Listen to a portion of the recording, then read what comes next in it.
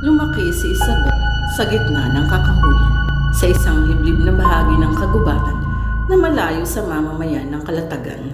Sadya siyang dinala roon ng kanyang lola na nagpalaki sa kanya upang ilayo siya sa kalupitan ng tao.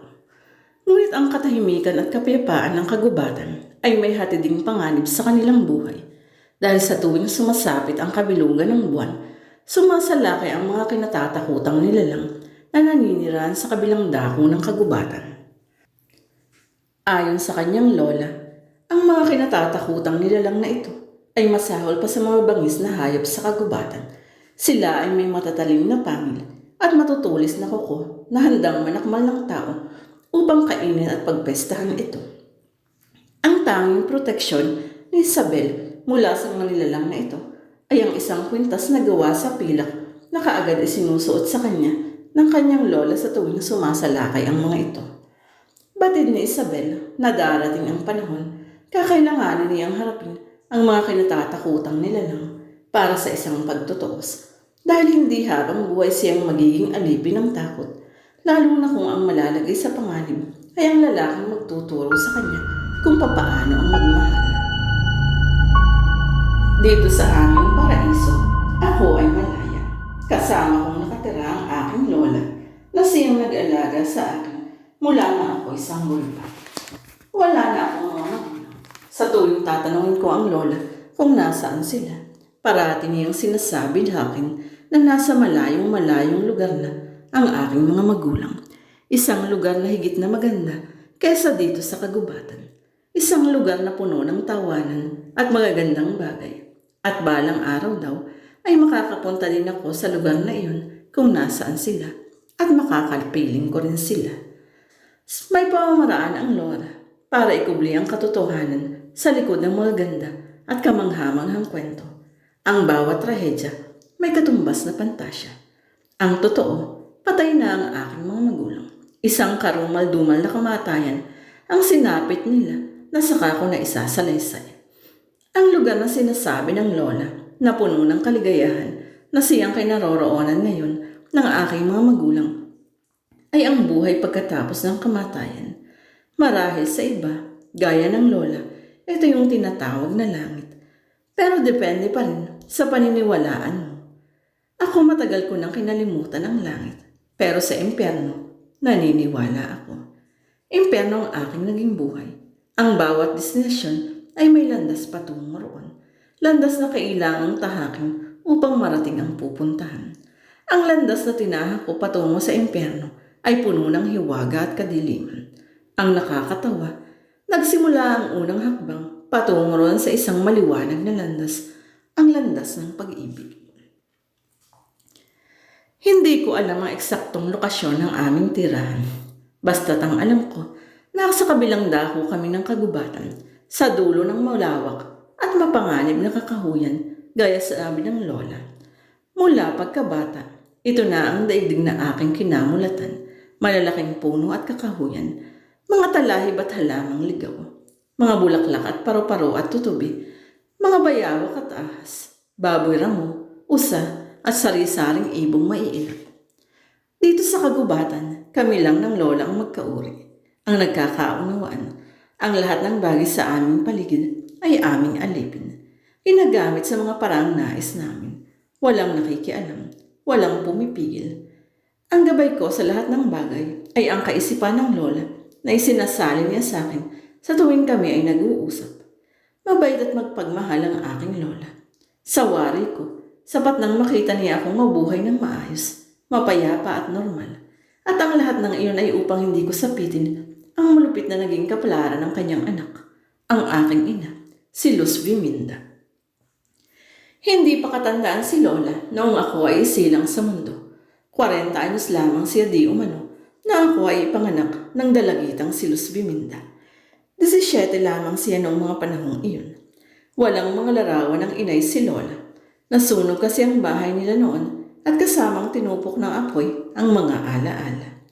Ngunit ayon kay Lola, si Luz Viminda ay isang magandang morena. Sa tuwing humaharap ako sa salamin at sinusuklay ng lola ang mahaba at itim na buhok, parati niyang sinasabi na kamukhang kumukha ko raw ang aking ina. na kami raw dalawa ay parang kambal. Ito ang una kong konsepto ng kagandahan, ang mukha ng aking ina na di umano ay aking naman. Maraming kalalakihang sumuyo sa aking ina, ngunit mahigpit na ipinagbabawal noon ng lola na makipagligawan si Luz Biminda sa mga kalalakihan. Nag-iisang anak si Luz Biminda. Ito ang tanging alaala ng lola sa yumaang asawa na sadyang minahal ng lubos. Tanging hangad lamang ng aking lola na makapiling pa ang aking ina sa matagal na panahon bago ito lumagay sa tahimik. Pero hindi yata naunawain iyon ng aking ina. Si Luz Biminda ay nagrebelda. Nakilala ni Luz Biminda ang aking ama, si Alab. Ayon sa lola, si Alab ay taga-ibang lahi. Ngunit sa kabila ng lahat, minahal ito ng aking ina at hindi naglaon ang dalawa ay nagtanim. Nabuntis ni Alab si Luz Biminda at ako ang naging bunga ng pagmamahalang iyon. Pagkapanganak sa akin, iniwan ako ng aking mga magulang upang magtungo sa kagubatan at doon ay wakasan ang alitang kinasasangkutan ng aking ama at mga kaanak nito. Hindi pa rin malinaw sa akin hanggang ngayon ang tungkol dito. Bagamat ang alam ko, ang hangaring iyon ang naging mitya ng pagkamatay ng aking mga magulang. Isang karumal-dumal na pagkamatay na ayaw ng balikan ng lola. Kaya siguro hirap din siyang ikwento sa akin ang detalye tungkol doon. Pagkamatay ng aking mga magulang, tinangay ako ng lola sa kabundukan. Dito sa kabilang dulo ng kagubatan niya ako dinala. Malayong malayo sa lahat upang mabuhay ng malaya at ligtas. Malayo sa mga nilalang na pumaslang sa aking mga magulang.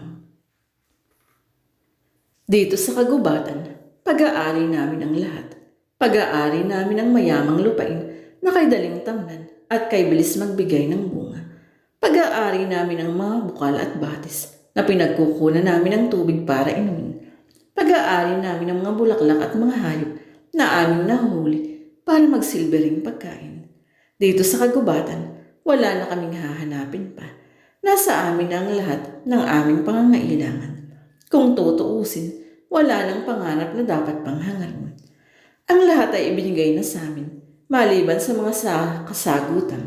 Sa ilang katanungan na mismo ang lola rin ang nagtanim sa aking isipan. Lola, bakit mapanganib ang kadiliman? Dahil hirap mabuhay nang wala kang nakikita. Pero bakit ang liwanag ng araw dapat ding layuan? Dahil ang init na dulot nito ay walang sinisino. Ang sino mang lumapit, tiyak na tutupukin ito. Kahit ikaw pa ay isang kaibigan.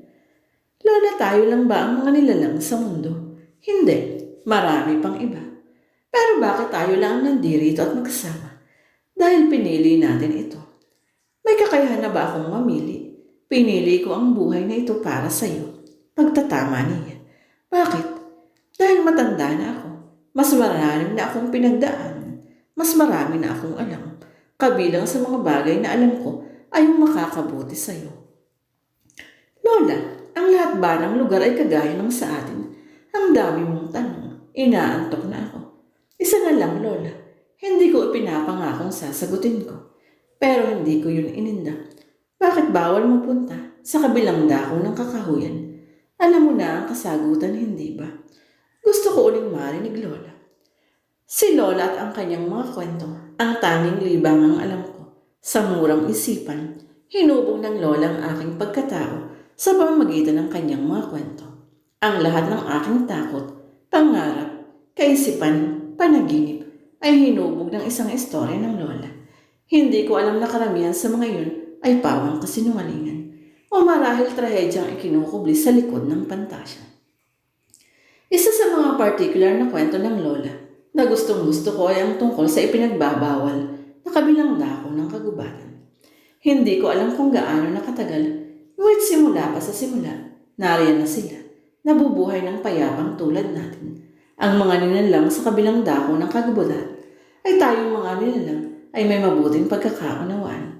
Ang kanila ay kanila at ang atin ay atin, hindi maaaring agawin. Ito ang dahilan kung bakit hindi ka dapat magtungo sa kabilang dako ng kagubatan. Dahil kapag tumuntong ka sa minargang lupain, aakalain nilang may masama kang hangarin. Aakalain nilang ikaw ay nagtungo roon upang agawin ang kanilang pag-aari.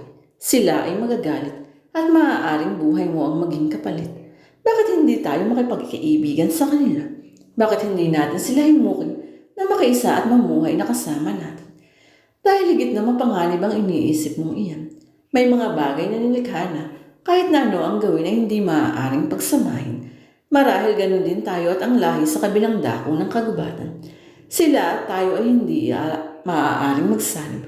Kung papaano ang langis ng niyog ay kusang humihiwalay sa tubig, sadyang gano'n na ang kinalakihang paniniwala. Dahil ba sila ay masasamang nilalang? Marahil ay oo, marahil ay hindi. Pero isa lang ang tiyak ko, ang mga nilalang na iyon ay mababangis. Matatalim ang kanilang mga kuko at mga ngipin. Handang manakmal anumang oras. Handang pumatay ipagtanggol lamang ang kanilang nalalabing lipi at ang nasasakupang pag-aari.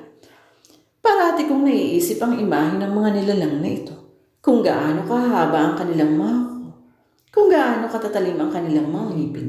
Kung gaano sila kabangis at paano silang manakmal ng tao at pumatay. Isang hindi magandang pangitain iyon para sa isang 10 taong gulang na batang gaya ko noong mga panahong iyon. Ngunit sa tuwi na, ito na ang parang laman ng aking mga panaginip at bangungot. Minsan tinanong ko ang lola, tama bang mabuhay ako ng may takot? Tama bang parati kong isipin ang mga nakakatakot na nilalang na inilarawan niya sa akin? Kagad tumango ang lola bilang pagsangayon. Tama raw naman na manatili ang takot sa aking puso dahil ito raw ang gagabay sa akin para mabuhay pa ng matagal. Ang takot daw na nararamdaman ko at ang mga imaheng inilarawan niya sa akin ay magsisilbing babala upang patuloy kong iwasan ang mga dapat iwasan at layuan ang mga dapat na layuan. Sa mga susunod na panahon, mababanggit din sa akin ng lola na isa sa mga bagay na dapat kong layuan ay ang pag-ibig.